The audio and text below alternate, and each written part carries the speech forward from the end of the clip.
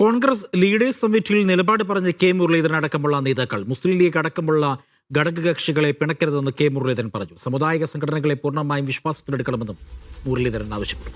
2019 ലോക്സഭാ വിജയത്തോടെ ഉണ്ടായ അമിത ആത്മവിശ്വാസം വേണ്ട എന്ന് ദീപാദാസ് മുൻഷിയും ചൂണ്ടിക്കാട്ടി. ഭിന്നാഭിപ്രായങ്ങൾ പാർട്ടിക്കുള്ളിൽ തന്നെ പറയണമെന്നും ശശി തരൂരും യോഗത്തിൽ പറഞ്ഞു.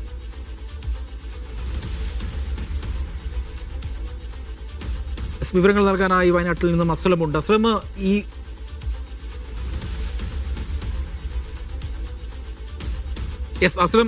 ഈ ഒരു ക്യാമ്പ് വളരെ പ്രതീക്ഷയോടെയാണ് കോൺഗ്രസിനുള്ളിലുള്ള നേതാക്കളെല്ലാം തന്നെയും നോക്കി കാണുന്നത്. പ്രത്യേകിച്ച് ഈ തദ്ദേശ തെരഞ്ഞെടുപ്പിലെ വിജയം അമിത ആത്മവിശ്വാസം വേണ്ട എന്ന് അവർ പറയുകയും ചെയ്യുന്നുണ്ട്, മുതിർന്ന നേതാക്കളൊക്കെ. അപ്പോൾ ഇന്ന് കെ.സി. വേണുഗോപാലിന്റെ ഒരു പ്രസ്താവന ഉണ്ടായിരുന്നു. അതായത് ഈ സ്ഥാനാർത്ഥിയെ അത് പാർട്ടി പ്രഖ്യാപിക്കും, സ്വയം സ്ഥാനാർത്ഥിയുള്ള പ്രഖ്യാപനങ്ങളൊന്നും വേണ്ട, അങ്ങനെ ഒരു അച്ചടക്കത്തോടെ കൂടെ തന്നെയുള്ള ഒരു ക്യാമ്പാണ് ഇപ്പോൾ അവിടെ നടക്കുന്നത്. എന്താണ് ശരിക്കും ക്യാമ്പിനുള്ളിലെ പുറത്തു വരുന്ന വിവരങ്ങൾ? തദ്ദേശ തെരഞ്ഞെടുപ്പിന്റെ വിജയത്തിന്റെ ചുക്കാൻ പിടിച്ചുകൊണ്ട് നിയമസഭാ തെരഞ്ഞെടുപ്പിലും വലിയൊരു വിജയം, 100 സീറ്റുകളിൽ അധികം നേടുന്ന വിജയത്തിലേക്ക് പോകാൻ ആവശ്യമായ തന്ത്രങ്ങൾക്ക് രൂപം നൽകുക എന്നുള്ളതാണ് ബത്തേരിയിൽ ഇന്നും നാളെയും നടക്കുന്ന ക്യാമ്പിന്റെ പ്രധാനപ്പെട്ട അജണ്ട. അതിൽ ആദ്യത്തെ സെഷനിൽ പ്രധാനപ്പെട്ട നേതാക്കൾ, മുൻ KPC അധ്യക്ഷന്മാരും പ്രവർത്തക സമിതി അംഗങ്ങൾക്കും പ്രധാനപ്പെട്ട നേതാക്കളാണ് സംസാരിച്ചത്. അവരുടെ അവരുടെ സെഗ്മെന്റിൽ, അവരുടെ സംഭാഷണത്തിലാണ് ചില നിർദ്ദേശങ്ങൾ അല്ലെങ്കിൽ ചില മുന്നറിയിപ്പുകളും മറ്റുമൊക്കെ നൽകിയത്.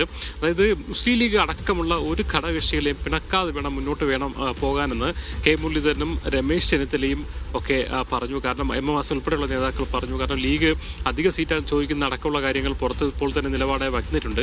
ആ ഘട്ടത്തിലും ലീഗിന് ഉൾപ്പെടെയുള്ള ഘടകകക്ഷികളെ പിണക്കാതെ തന്നെ മുന്നോട്ട് പോവുകയാണ് വേണ്ടതെന്നുള്ളതാണ് ഒന്നാമത് പറഞ്ഞ കാര്യം. രണ്ടാമത്തെ കാര്യം, സാമുദായിക സംഘടനകളെ പൂർണ്ണമായും വിശ്വാസത്തിലെടുത്തുകൊണ്ട്, എല്ലാ വിഭാഗങ്ങളിലെയും സാമുദായിക സംഘടനകളെ വിശ്വാസത്തിലെടുത്തുകൊണ്ട്, കാരണം വിജയിക്കാൻ പോകുന്ന ഒരു മുന്നണി എന്ന അർത്ഥത്തിലുള്ള ഒരു കൈയടക്കം ഈ കാര്യത്തിൽ കാണിക്കണമെന്നതാണ് പറഞ്ഞ മറ്റൊരു കാര്യം. മറ്റൊന്ന് എന്ന് പറയുന്നത് ദീപാദാസ് മുൻഷിയുടെ ഒരു മുന്നറിയിപ്പാണ്. 2019 ലോക്സഭാ തെരഞ്ഞെടുപ്പിൽ 19 സീറ്റ് വിജയിച്ച വലിയൊരു ചരിത്രം UDF ഉണ്ട്. അതേസമയം 2021 തെരഞ്ഞെടുപ്പിൽ അതേ അമിത ആത്മവിശ്വാസമായി പോയി തകർന്നടിക്കുകയാണ് UDF ചെയ്തത്. അതുകൊണ്ട് തന്നെ 2019 പോലെ അമിത ആത്മവിശ്വാസത്തിലേക്ക് പോകരുത്, പകരം കൃത്യമായ മുന്നൊരുക്കത്തോടു കൂടി, തയ്യാറെടുപ്പോടു കൂടി, കൃത്യമായ ഒരു അമിത ആത്മവിശ്വാസത്തിൻ്റെതായ ഒരു ആപത്തിൽ ചെന്ന് ചാടാതെ മുന്നോട്ട് പോകണമെന്ന് ദീപാദാസ് പറഞ്ഞു. മറ്റൊരു കാര്യം എന്ന് പറയുന്നത് ശശി തരൂർ പല നിർദ്ദേശങ്ങളും മുന്നോട്ട് വെച്ചു. അതോടൊപ്പം തന്നെ പറഞ്ഞ കാര്യം എന്ന് പറയുന്നത് ഭിന്നാഭിപ്രായങ്ങൾ പാർട്ടിക്കകത്ത് തന്നെ പറയണമെന്നൊരു കാര്യം അദ്ദേഹം പറഞ്ഞു.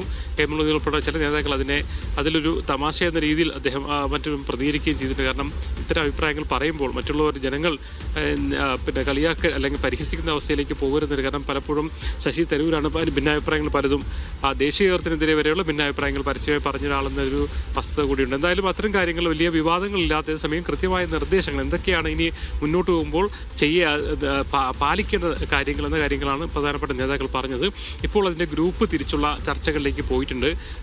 മധ്യ കേരളം, അതോടൊപ്പം തന്നെ ദക്ഷിണ കേരളം, വടക്കൻ കേരളം എന്ന രീതിയിലേക്ക് പോകുന്നു. അവിടെയൊക്കെ നിലവിലെ അവസ്ഥ എങ്ങനെയാണ്, എന്തൊക്കെയാണ് ഇനി വേണ്ടത്, അല്ലെ ഏതൊക്കെ മേഖലകളിൽ ശ്രദ്ധ കേന്ദ്രീകരിക്കണം, അതോടൊപ്പം തന്നെ സ്ഥാനാർത്ഥി നിർണ്ണയവുമായി ബന്ധപ്പെട്ട ചില കാര്യങ്ങൾ, അത്തരം കാര്യങ്ങൾ ഉൾപ്പെടെയുള്ള മാനിഫെസ്റ്റോയിൽ വരേണ്ട കാര്യങ്ങൾ എന്നീ കാര്യങ്ങളിലായിരിക്കും ചർച്ചകൾ നടക്കുക. അത് ഇന്നും രാത്രി നടക്കും. അതിനുശേഷം നാളെ ആയിരിക്കും ഇതിൻ്റെ പൊതു ചർച്ചയിലേക്ക് വരിക. അതിൽ VD സതീശൻ ചില നയരേഖകൾ അവതരിപ്പിക്കും. അതുകൂടെ പരിഗണിച്ചിട്ടായിരിക്കും ശരിക്കും ഒരു വിഷൻ 2026 എന്ന ഘട്ടത്തിലേക്ക് വരിക. എന്തായാലും വളരെ സജീവമായ 2026 തെരഞ്ഞെടുപ്പിൽ വിജയിക്കുന്നതിന് ആവശ്യമായ നയസമീപനങ്ങൾ, തന്ത്രങ്ങൾ, മറ്റു കാര്യങ്ങൾ, ഈ കാര്യങ്ങൾ വളരെ വിശദമായ ചർച്ചയാണ് ബത്തേരിയിൽ നടക്കുന്നത്.